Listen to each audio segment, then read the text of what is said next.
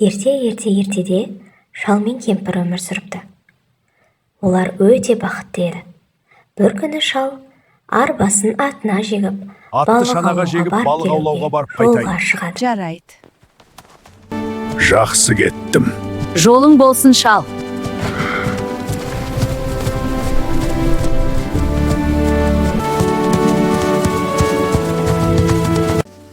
Өзенге келген шал мұзды ойып, орындығына жайғасып балық аулауға кіріседі.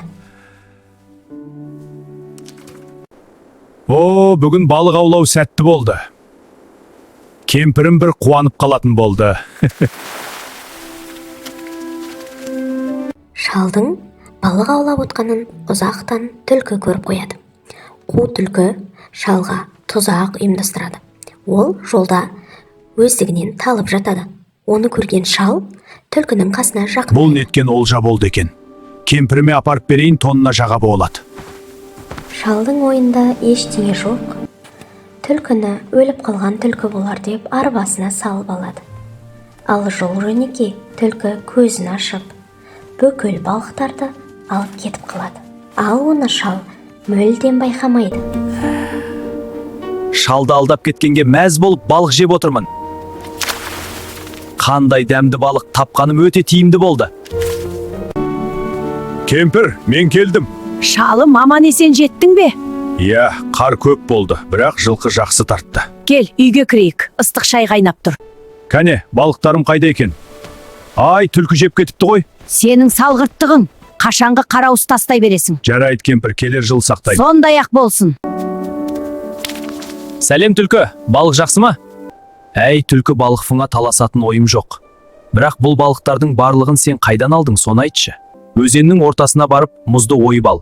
Сол жерге құйрығыңды салда, қармаққа ілінші үлкені мен кішісі десең болды, балықтар өздігінен құйрығына жармасады.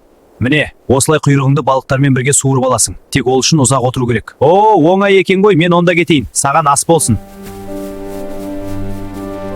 Түлкінің барлық айтқанына сенген қасқыр өзеннің жағасына келіп, құйрығын суға салып, үлкені мен кішісі қармаққа ілінші, үлкені мен кішісі деп қайта-қайта қайталап отырады.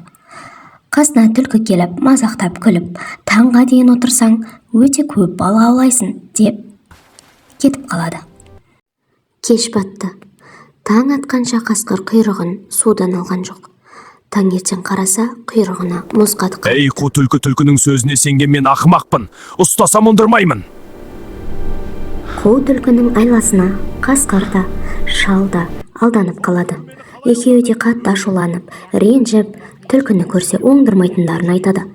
Мінекей, біздің қу түлкі туралы ертегіміз аяқталды. Балақай, ұнаса лайк басып, тіркеліп кетті. Қош сау бол.